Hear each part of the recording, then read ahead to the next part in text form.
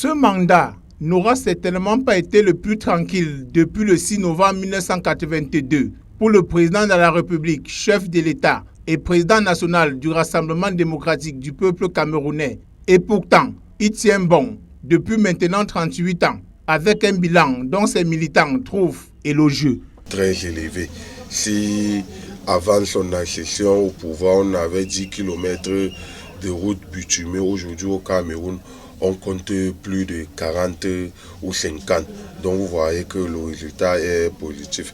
Dans le domaine de l'éducation, si vous prenez avant la session à la magistrature suprême du président de la République, son Excellence Paul Biya, à Yaoundé, on ne pouvait que compter un seul lycée. Aujourd'hui, est-ce que vous pouvez dénombrer les lycées dans le département du Fondi seulement? Il y en a plein.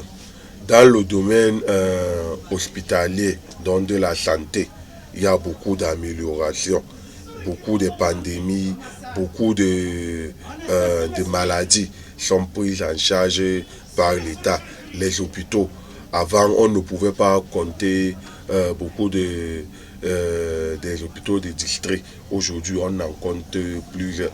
Pratiquement, je peux vous dire que dans chaque quartier on retrouve 5 à 8 centres de santé intégrés. Donc vous voyez que si nous prenons tous les domaines, il y a beaucoup de choses qui ont été faites.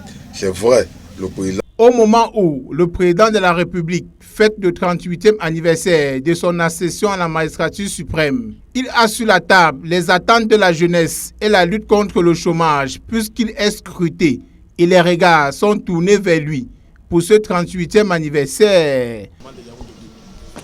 Bon, d'abord, le 6 novembre 1982, n'est-ce pas, représente pour nous les Camerounais la date de l'accession du chef de l'État, son Excellence Paul Biya, à la magistrature suprême. Et durant ces 38 ans, nous pouvons observer des avancements sur le plan infrastructurel, sur le plan éducation, sur le plan sanitaire, pour n'en citer que cela. Et bien évidemment, ce que nous attendons surtout de notre chef de l'État, c'est de voir, n'est-ce pas, l'action qu'il a promis à la jeunesse, de continuer. Certes, on voit les mouvements déjà de création de certains emplois dans certains domaines, que ce soit dans le domaine privé. Et vraiment, la jeunesse attend encore plus. Mais nous espérons que le chef de l'État continuera toujours à travailler dans cette lancée. On va d'abord remercier Dieu. Et puis, bon, on va aussi remercier le président. Parce que le président a tout fait et il a tout donné. Et il continue toujours à nous faire de bonnes choses. Bon, vous savez que on a toujours envie et on doit aussi demander.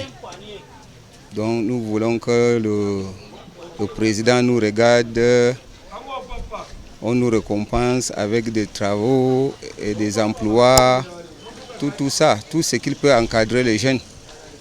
On essaie de voir sur cette base. Donc c'est ce que je peux dire pour le moment. Merci. Plus imperturbable que Paul Biya, tu meurs et c'est incroyable, comme l'histoire et le temps lui donnent raison depuis aujourd'hui 38 ans. Oui, ce concept est toujours d'actualité. Pourquoi? Si vous essayez de voir certains barons du régime qui ont été mis en prison par la justice, vous comprenez qu'il est resté fidèle à sa logique, rigueur et moralisation.